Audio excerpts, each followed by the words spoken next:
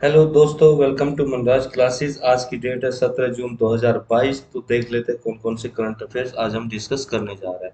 हमारा पहला article Agnipath scheme के बारे में। ये स्कीम देखिए गवर्नमेंट ऑफ इंडिया ने अभी लॉन्च की है।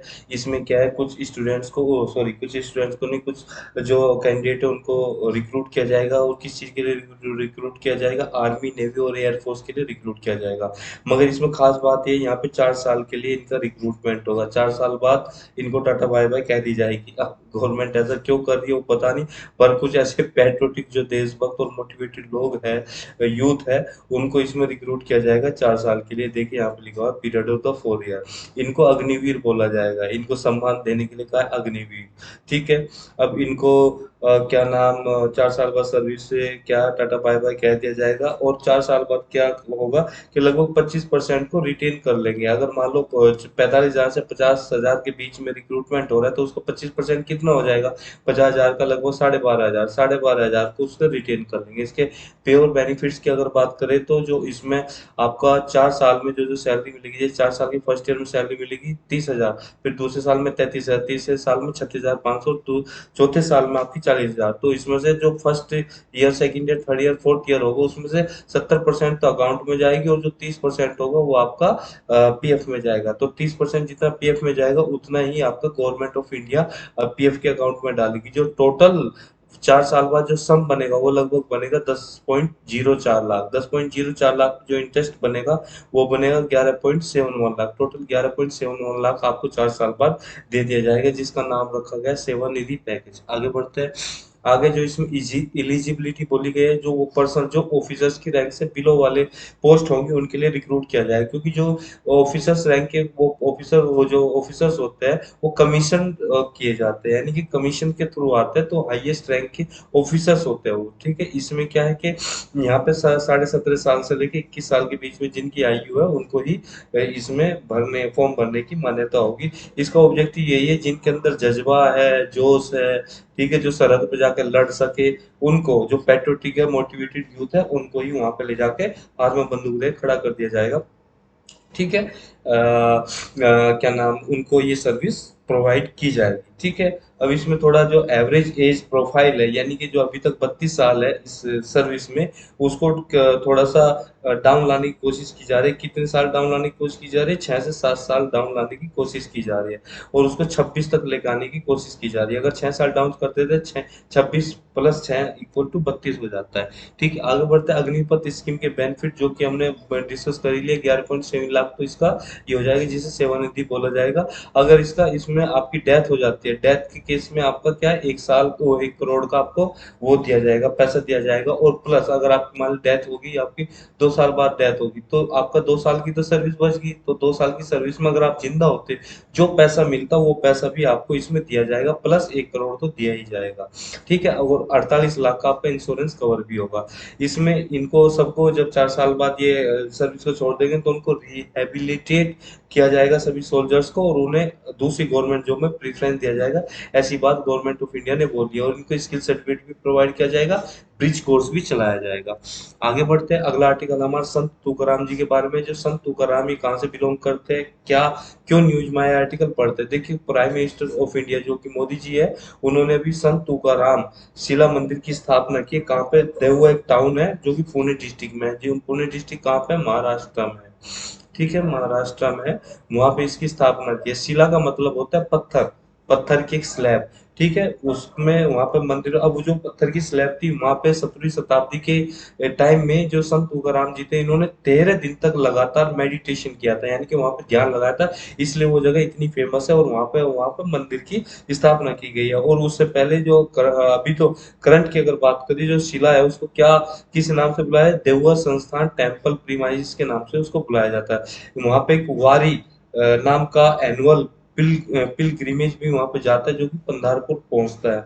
ठीक है। जो ये रोक है वो वहां पे उस पर 13 डे तक उन्होंने क्या नाम, 13 डे का एक वो क्या नाम, पिलग्रिमेज होता है, जो कि किसके द्वारा कंडक्ट किया जाता है? वरकारी सेक्ट के द्वारा। देखिए यहाँ पर फिगर में वरकारी सेक्ट को देख सकते हो और संत तुकाराम जी का फोटो आप देख सकते हो।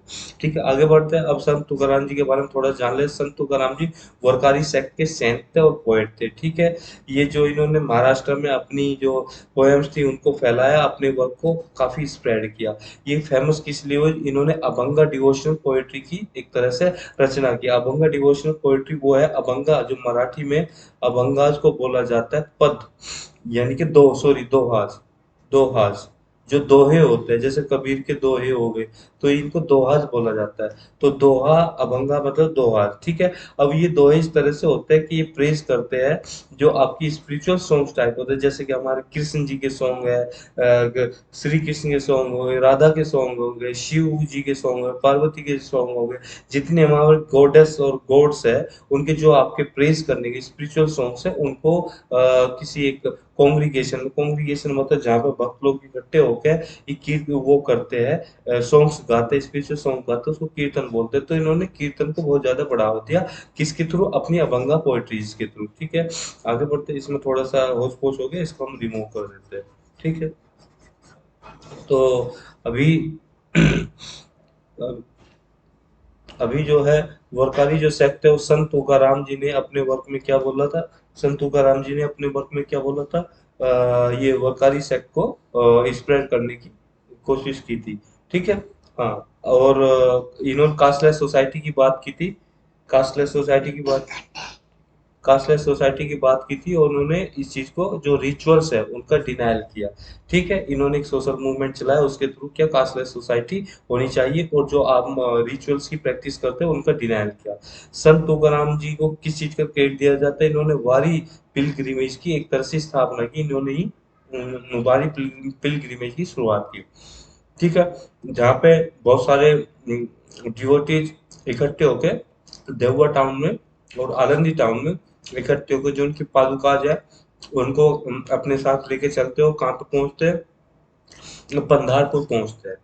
ठीक है, अब जो पंधारपुर है, इसको एकादशी के दिन वहां पे इस जो वरकारी सेट के द्वारा इनको मतलब इसको कीर्तन को सेलिब्रेट किया जाता है। आगे बढ़ते हैं। तुकाराम का जन्म और मरण की बात कर लेते हैं। तुकाराम जी का जन्म 1608 में हुआ था और 1650 में इनकी मृत्यु हो गई थी। ये आपके महाराष्ट्र स्टेट में पैदा हुए थे। इनका जो जन्म का नाम था तुकाराम भोलोबा ओ अम्बाइले था। इनका पूरा नाम ये था। जो उनके मास्टर थे, गुरुजी थे, वो कौन थे? संत चैतन्य महाप्रभु। संत चैतन्य महाप्रभु का यहाँ पे आप फिगर में इसमें इसमें वो देख सकते हो पिक्चर। ठीक है, संत जो चैतन्य महाप्रभु थे वेस्ट बंगाल से बिलोंग करते थे। जबकि आपकी भक्ति मूवमेंट चल रहा था, भक्ति मूवमेंट में क्या था कि ये बहुत ज्यादा अपनी श्री कृष्ण जी की जो टीचिंग्स है और जो उनके रास लीला, उनको बहुत ज्यादा इन्होंने प्रेज किया। उस टाइम के जो 7वीं शताब्दी के और कौन कौन से सेंट हुए और ऐसे प्रसिद्ध फेमस रूलर कौन से हुए, तो शिवाजी महाराज जो थे 7वीं शताब्दी के, इनके कॉन्टेम्परेरी थे। एकनाथ और रामदास जी, ये इनके भी कॉन्टेम्परेरी रहे हैं। ठीक है, और ये जो इनकी पोएट्री है वो किसको डेडिकेटेड है? वो विठोबा जी, जिन्हें हम विठल महादेव भी बोलते हैं, यानी कि विष्णु जो हिंदू गॉड है हमारे, अवतार बोला जाता है विठल महादेव जी को। उनके अवतार को इनकी पोएट्री समर्पित है।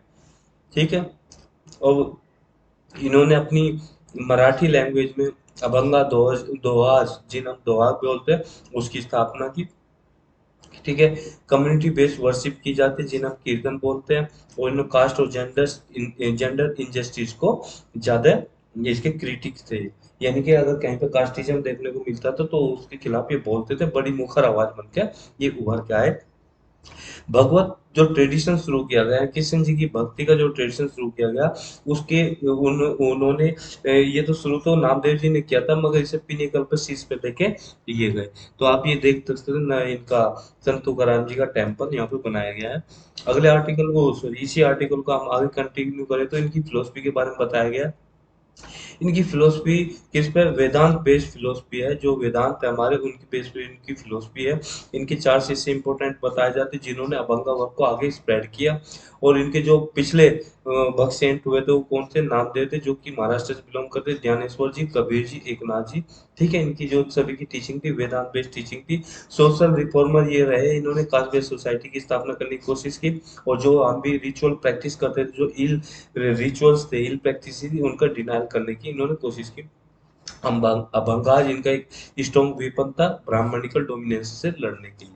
ठीक है, तो ये आर्टिकल था हमारा संत तुकाराम जी के बारे में। अगला आर्टिकल हम पढ़ते हैं। अगला आर्टिकल हमारा लंपी स्किन डिसीज के बारे में। देखो, लंपी स्किन, लंप्स का मतलब होता है गांठ, जो एक मोटा सा फोड़ा गांठ टाइप होता है, गांठ। ठीक है, हिंदी में गांठ बोलते हैं। तो गांठ स्किन पे आपके शरीर पे गांठ बन जाती है, ये एक तरह की डिसीज होती है, एक वायरस से होती है जिसका नाम है लंपी स्किन डिसीज वायरस। एक तरह का पॉक्स वायरस होता है, जैसे कि आम आदमी के माता निकल जाते हैं, देसी लैंग्वेज में बोलते हैं माता निकल गई, इनके स्मॉल पॉक्स, चिकन पॉक्स जिसको हम बोलते हैं, उस पर छोटी छोटी गांठें, छोटी छोटी फुंसिया टाइप की हो जाती है। उसी तरह की ये यहाँ पर देखने को मिलती है, कैटल में देखती है, काऊ में, बफेलोज में, जो वाटर बफेलो उसमें देखने को, इस पिक्चर में आप देख रहे होंगे, यहाँ पे देखो छोटी छोटी ये गांठ आपको देखने को मिल रही है। ठीक है, तो अभी ये क्या न्यूज में इसलिए आया कि जो आपका गुजरात है, गुजरात स्टेट है, उसमें 5 डिस्ट्रिक्ट में लगभग 1229 कैटल्स में ये बीमारी देखने को मिली, जिसका नाम है लंपी स्किन डिसीज। ठीक है, तो लंपी स्किन डिसीज में ये बोला गया है कि ये वायरस से होती है, जिसका नाम लंपी स्किन डिसीज वायरस है। इसमें जो एफएओ ने, यानी कि फूड एंड एग्रीकल्चर ऑर्गेनाइजेशन ने ये बोला है, फूड एंड एग्रीकल्चर ऑर्गेनाइजेशन ने ये बोला है कि मोर्टेलिटी रेट 10% से इसमें कम होगा। ठीक है, और सबसे पहले जंबिया में देखा गया था 1929 में। ठीक है, इसका ट्रांसमिशन कैसे होता है, जो इसमें वेक्टर होता है वो आपके इंसेक्ट होते हैं। इंसेक्ट कौन से मॉस्किटो, और जो बाइटिंग आपकी फ्लीज होती है वो होती है। सिम्टम्स इसके ये होते हैं कि बुखार आता है, वो नाक से, कान से, आपको नाक से, मुंह से, आंखों से फ्लूइड निकलता रहता है, और सलाइवा टपकता रहता है मुंह से, और आपके छाले पड़ जाता है बॉडी में, मुंह में भी छाले पड़ जाते हैं, जिसकी वजह से ये पशु जो है खाना छोड़ देते हैं और चबाना छोड़ देते हैं, और उनका जो दूध का प्रोडक्शन बहुत ही कम हो जाता है, और इस वजह से उनकी डेथ भी होने के चांसेस बने रहते हैं। बड़े दुख की बात है, इसकी कोई भी एंटीवायरल ड्रग नहीं है, मगर हाँ, एक time to time booster dose हम वैक्सीनेशन की लेते रहे, जैसे कि हम बचपन में बूस्टर डोज वैक्सीनेशन की लेते थे, तो उसकी वजह से हम इसको बहुत कम कर सकते हैं और खत्म भी कर सकते हैं। और ये डोज किस स्कीम के अंडर लगेगी, livestock health and disease control programme of India के अंदर लगेगी। इसका कोई ट्रीटमेंट नहीं है, बस इसका केयर ही है, साफ सफाई रखो अपने पशुओं की, और तभी इस चीज से बचा जा सकता है। अगला article world Elder abuse awareness day के बारे में। देखिए, world Elder abuse awareness day, जिसको वीआर भी बोल सकते हैं शॉर्ट फॉर्म में, ये 15 जून को सेलिब्रेट किया जाता है। कौन सेलिब्रेट करता है, ministry of social justice and empowerment. इसने एक रिपोर्ट रिलीज की जिसका नाम है state of elderly people in India. ठीक है, इसमें ये बताया गया कि 15 जून को तो सेलिब्रेट किया जाता है, और ये रिकॉग्नाइज कब हुआ था, 2011 में हुआ था। किसने, उनका ने, उनका मतलब United Nations, United Nations general assembly. ठीक है, इसकी थीम थी digital equity for all ages. इसका एम यही है कि अवेयरनेस क्रिएट करो कि ताकि एल्डर एब्यूज कम से कम हो, उनके दुखों को समझा जाए। आगे बढ़ते हैं, इस रिपोर्ट में क्या बताया गया कि इकोनॉमिक कंडीशन के बारे में बताया गया। ये बोला गया कि इंडिया में 47% जो एल्डर है वो इकोनॉमिकली डिपेंडेंट है अपनी फैमिलीज पे, जैसे अपने बेटे के ऊपर, अपनी क्या नाम, बहू के ऊपर। ठीक है, जो घर में कमाने वाला बंदा होता है उनके ऊपर डिपेंड है। और 34% ये बोलते हैं कि वो पेंशन के ऊपर डिपेंड है। अगर सिटीजन्स के वर्क की बात करें, जो सीनियर सिटीजन है वो वर्क कितना करना पसंद करते हैं, कितना वर्क है, तो 71% सीनियर सिटीजन वर्किंग नहीं है, जिसमें से 36% आपके वर्क करना चाहते हैं, विलिंग टू वर्क है, जबकि 40% ये कहते हैं कि जब तक हाथ पैर चलते रहेंगे हम वर्क करते रहेंगे। हेल्थ केयर की बात करें, 87% ये बोलते हैं हमें हेल्थ केयर फैसिलिटीज अवेलेबल, और 67% ये बोलते हैं, सॉरी, 78% ये बोलते हैं कि उन्हें ऑनलाइन ऐप की सुविधा नहीं है हेल्थ केयर की, जबकि 67% ये बोलते हैं कि उन्हें हेल्थ केयर की क्रिटिकल स्टेज में जो बीमारी हो जाती है वो सुविधाएं नहीं मिलती है। और 13% ये बोलते हैं कि उनको इंश्योरेंस स्कीम में कवर ही नहीं किया गया। एल्डर एब्यूज की बात करें, 59% एल्डर एब्यूज आपके इंडिया में देखने को मिलता है। ठीक है, अगला आर्टिकल हमारा language model for dialogue application के बारे में। Language model for dialogue application क्या है, एक तरह का ये ऐप है। ठीक है, अब ये ऐप किस टाइप का है, जैसे आपने फेसबुक मैसेंजर में देखा होगा और एलेक्स अमेज़न का एलेक्सा है, उसमें क्या होता है कि जो ये ऐप बनाया गया है, जैसे आपकी कोई भी क्वेरी है, आपने कोई ऑर्डर बुक किया, ठीक है? अगर ऑर्डर जो बुक करते, 1 सेकंड। तो उसमें आप जो अपनी प्रॉब्लम बताते हो, उसमें क्या होता है, जैसे कि सेट ऑफ गाइडलाइंस है कि अगर मान लीजिए आपका जो अमेजन का एलेक्सा है, उसमें आपके ठीक है क्या नाम आर्टिफिशियल इंटेलिजेंस को यूज करके कि सेट ऑफ इंस्ट्रक्शन दे दिए गए, सेट ऑफ गाइडलाइंस दे दी गई है। मान लीजिए आपने ऑर्डर बुक किया अमेजन पे, ठीक है, आपको पता नहीं है आपका ऑर्डर कहाँ पे, पहली बात तो आप देख ही लेते हो उसको अपनी हिस्ट्री में और ऑर्डर योर ऑर्डर में जाके, मगर आपको फिर भी नहीं पता लग रहा, आप एलेक्सा से पता लगाना चाहते हो, तो क्या करोगे, आप एलेक्सा को वो क्या नाम कॉल करोगे, बोलोगे, तो आप जो जो पूछोगे वो उसी को एनालाइज करके आपके क्वेश्चन का आंसर देगी। क्योंकि अब अमेजन वालों ने क्या किया हुआ है, अमेजन वालों ने क्योंकि उसमें लाखों क्वेश्चंस और लाखों आंसर्स डाल दिए हैं, ठीक है, अब लाखों आंसर्स में से जो कस्टमर है उसका कोई ना कोई तो क्वेश्चन होगा ही ना, यानी कि जितने सारे क्वेश्चंस बन सकते हैं कस्टमर के, वो सारे एक साथ कंबाइन करके उसको समझा दिया गया है आर्टिफिशियल इंटेलिजेंस की वो मदद से, कि अगर कस्टमर ये क्वेश्चन पूछता है तो आपको ये जवाब देना है, और कस्टमर ये पूछता है कि मेरा ऑर्डर मुझे कैंसिल करना है, तो अब एलेक्सा आपसे पूछेगी कि क्या प्रॉब्लम है, कि आप क्यों ऑर्डर कैंसिल करना चाहते हो, ठीक है, फिर आप बोलोगे मेरा ऑर्डर जो है पहले से क्या ओपन हो गया है, फिर आप ये बोलोगे, वो ये पूछेगी कि आपको जिस दिन रिसीव हुआ तब ऐसा मिला, या और कोई कंडीशन वो आपके सामने रखेगी। तो इस तरह से क्या सॉरी सेट ऑफ गाइडलाइंस उसमें के फीड कर दी जाती है। आर्टिफिशियल इंटेलिजेंस, देखिए इंटेलिजेंस दो तरह की होती है, एक तो ह्यूमन इंटेलिजेंस होती है जो नेचुरल होती है कि आप भगवान ने खुद की दी है, एक होती है आर्टिफिशियल, मतलब आपकी मशीनों की मदद से ऐसी टेक्नोलॉजी इजाद करके कि वो इंटेलिजेंस क्रिएट की जाती है जिससे कि कस्टमर का, ह्यूमन का जो एफर्ट है वो कम हो सके, इसी को ही हम आर्टिफिशियल इंटेलिजेंस बोल रहे हैं। और सब में देखिए मशीन लर्निंग, आर्टिफिशियल इंटेलिजेंस, इन टेक्नोलॉजी का यूज किया जा रहा है, जो फेसबुक मैसेंजर है उसमें ये किया जा रहा है, आर्टिफिशियल इंटेलिजेंस और मशीन लर्निंग का यूज किया जा रहा है, और आपके क्या नाम अमेजन के एलेक्सा उसमें, ये तो मैंने जस्ट दो एग्जांपल दिए, और बहुत सारे लॉट ऑफ एग्जांपल्स है वर्ल्ड में जिनका यूज किया है। तो यहाँ पे अभी ये आर्टिकल न्यूज में क्यों है, न्यूज में इसलिए है कि गूगल का एक इंजीनियर है जिसको, जो सीनियर इंजीनियर, उसने ये बोल दिया कि कंपनी ने जो हमारा लैम्बडा ऐप है, लैम्बडा की फुल फॉर्म यहाँ पे language model for dialogue application, जो लैम्बडा ऐप है वो सेंटिएंट हो गया। अब सेंटिएंट का मतलब यहाँ पे है कि ऐसा ऐप जो दूसरे के इमोशंस को फील कर सके, देख सके। अब देखिए ऐसा पॉसिबल है नहीं है पता नहीं, तो अब इसी वजह से क्या हुआ कि गूगल ने इस सीनियर इंजीनियर को छुट्टी पे भेजे। यहाँ पे देखिए मैंने क्या नाम, ये एक आर्टिकल की कटिंग भी लगाई गई, इसमें लिखा हुआ भी है, यहाँ पे हेडलाइन है कि Google engineer put on leave after saying AI chatbot has become sentient, ठीक है, इसका ये इफेक्ट पड़ा। अब वो सच बोल रहा है झूठ बोल रहे हैं तो कह नहीं सकते, मगर हाँ, मशीन लर्निंग यही तो टेक्नोलॉजी है कि मशीन को आप लर्न करा रहे हो कि वो एनालाइज करे। तो जो आपका आर्टिफिशियल न्यूरल नेटवर्क है, आर्टिफिशियल न्यूरल नेटवर्क क्या काम करेगा, वो यही काम करेगा ना कि माइंड क्या है, माइंड में बहुत सारे न्यूरल नेटवर्क है, न्यूरॉन्स होते हैं जो आपकी इंफॉर्मेशन को इनपुट, मान लो इंफॉर्मेशन को रिसीव करते हैं और उसको एनालाइज करके उसके अकॉर्डिंग आपको रेस्पॉन्स करते हैं। मान लीजिए आपको किसी ने पूछा कि भाई चांद और धरती के बीच की दूरी कितनी है, तो आपको इंफॉर्मेशन जो भी पहले से फीड की गई है, जो अभी आपने पढ़ा है, तो उसको एनालाइज करोगे, आप अंदाजा लगाओगे, मतलब माइंड अपने हिसाब से अंदाजा लगाएगा।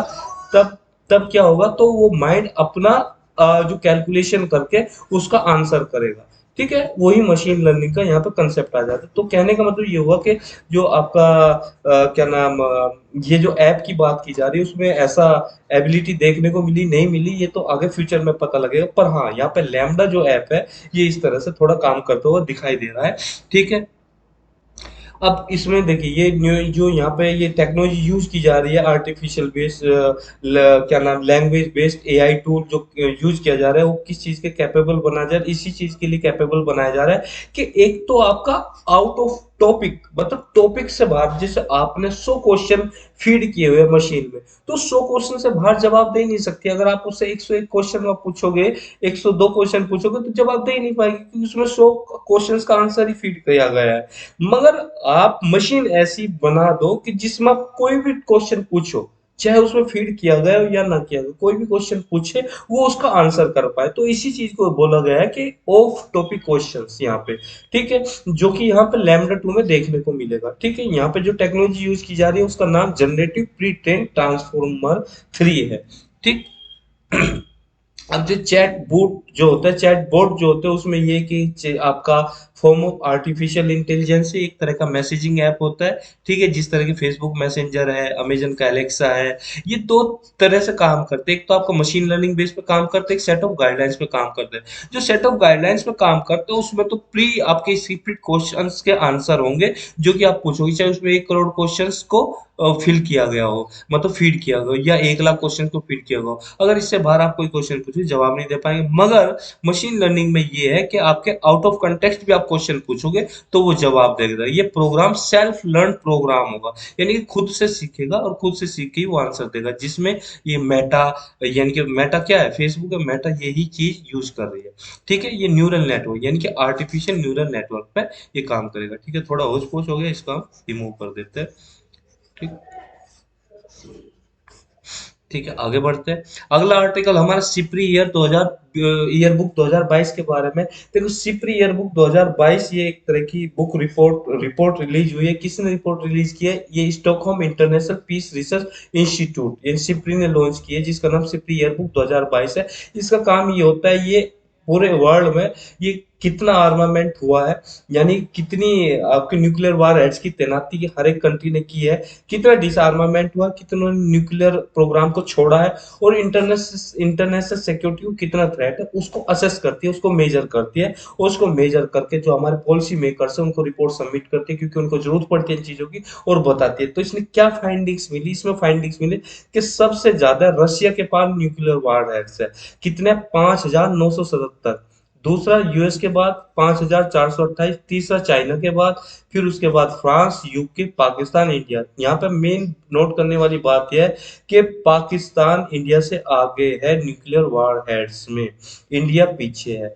इंडिया के पास है कुल 160, और जबकि पाकिस्तान के पास है 165। ठीक है, यानी कि पाकिस्तान इसमें आगे है। ठीक है, अब ये हम और चीज पे भी इसमें डिस्कस करेंगे कि कौन सा देश सबसे ज्यादा इंपोर्ट करता है न्यूक्लियर्स का, और कौन सा देश सबसे ज्यादा इंपोर्ट करता है। पहले सिप्री के बारे में जान। सिप्री क्या है? इंडिपेंडेंट इंटरनेशनल इंस्टीट्यूट है। ठीक है, ये स्टॉकहोम में स्टेब्लिश किया गया था 1966 में। ये पॉलिसी मेकर्स को अपनी रिपोर्ट देती है। ठीक है, अब इसकी हाइलाइट्स के बाद न्यूक्लियर वार हेड्स के बारे में, जो नो न्यूक्लियर आर्म कंट्रीज है जैसे कि US, Russia, UK, France, China, India, Pakistan, Israel और आपका डेमोक्रेटिक रिपब्लिक और पब्लिक रिपब्लिक ऑफ कोरिया, जिसे हम नॉर्थ कोरिया बोलते हैं, उन्होंने अपने थोड़े वार खैर जो ये आपके न्यूक्लियर वेपन्स हैं उनको डिक्लाइन देखने को मिला है जनवरी 2021 से जनवरी 2022 के बीच में। मगर ये भी इस रिपोर्ट में बोला गया है आने वाले 10 सालों में ये थोड़े से बढ़ेंगे। इंडिया की अगर हम बात करें तो 160 न्यूक्लियर वार हेड्स जनवरी 2022 में नोट किए गए, जो कि जनवरी 2021 में 156 थे, यानी कि बड़े हैं इंडिया के। ठीक है, चाइना की बात की, चाइना वहीं पे है 350 जनवरी 2021 में से, और 350 जनवरी 2022 में। रशिया और यूएसए की कुल मिला के बात करें कि दोनों ही वर्ल्ड का जो ग्लोबल एक्सपोर्ट होता है न्यूक्लियर वार हेड्स का, वो सॉरी एक्सपोर्ट नहीं, जो परचेस करते हैं, यानी कि टोटल अगर न्यूक्लियर वार हेड 100 है वर्ल्ड के पास, तो 100 में से 90 तो इन दोनों के पास ही है। तो ये यहाँ पे न्यूक्लियर वार हेड्स की आप पिक्चर देख सकते हो, ये ठीक है, इस तरह से। ठीक है, अब मेजर इंपोर्टर और एक्सपोर्टर की बात है। सिप्री ने 164 कंट्रीज को आइडेंटिफाई किया 2016 से 2020 में। जो कंट्री वाइज बात करें, जो 5 लार्जेस्ट इंपोर्टर है वो Saudi Arabia, India, Egypt, Australia, China है। और जबकि रीजन वाइज हम बात करें, रीजन वाइज क्या है कि एशिया में Oceania accounting for 42% global total. ठीक है, 5 लार्जेस्ट सप्लायर कौन है 2016 से 2020 के बीच में? यूएस, रशिया, फ्रांस, जर्मनी और चाइना। आगे बढ़ते हैं, अगला आर्टिकल हमारा इंडो कॉर्पोरेट एक्सरसाइज के बारे में। ये किसके बीच में होती है? ये आपकी इंडिया और इंडोनेशिया के बीच में होती है। 38वां एडिशन इसका लॉन्च किया गया, कहाँ पे? मलक्का स्टेट में और अंडमान निकोबार सी में। ठीक है, इंडिया और इंडोनेशिया के बीच में होती है। ये नवल है आपकी एक्सरसाइज है, ये हर साल कंडक्ट की जाती है। क्यों कंडक्ट की जाती है? कि दोनों के बीच भाईचारा बढ़ा रहे। ठीक है, दोनों के बीच ट्रस्ट बढ़े, सिनर्जी बढ़े, दोनों साथ मिलकर सही से काम कर सके और दोनों के बीच में फ्रेंडली रिलेशन क्रिएट हो। अब ये कहाँ पे कंडक्ट की जाती है? जो हमारी इंडिया और इंडियन ओशन है, उसमें जो इंटरनेशनल मैरीटाइम बाउंड्री लाइन है, जो कि 2002 में आइडेंटिफाई हुई थी, और उसमें दोनों नेवीज ने पहली बार कोऑपरेट किया था। वो ये है, देखिए जहाँ पे मैं लाइन ड्रॉ कर रहा हूँ, ठीक है, ये वाली, ये आपकी इंटरनेशनल मैरीटाइम बाउंड्री लाइन है, ठीक है। यहाँ पर कंडक्ट की जाती है, ठीक है।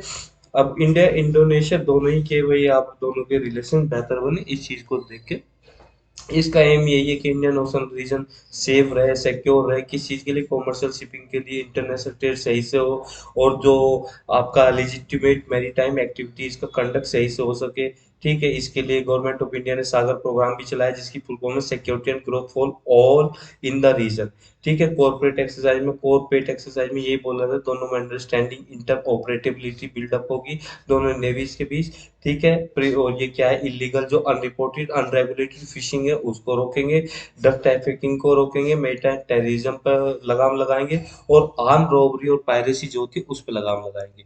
तो अब इन दोनों कंट्रीज के बीच में और कौन कौन सी एक्सरसाइज जो होती है? जो समुद्र शक्ति एक्सरसाइज होती है, मेरीटाइम एक्सरसाइज है, गरुड़ शक्ति है, ये आपकी मिलिट्री एक्सरसाइज है, ये दोनों कंट्रीज के बीच में होती है। इंडियन कॉर्पोरेट एक्सरसाइज, ये तो नवल एक्सरसाइज है जो अभी हम पढ़ रहे हैं, ठीक है।